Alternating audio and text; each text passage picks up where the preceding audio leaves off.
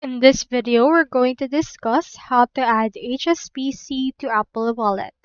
So to do that, as you can see, I have this article from HSBC about creating or setting up your HSBC card to Apple Pay.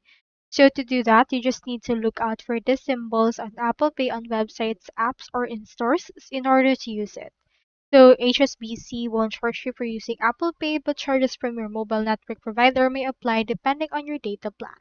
So to do this, just head over and enable the transit mode for your HSBC UK card in Apple Wallet.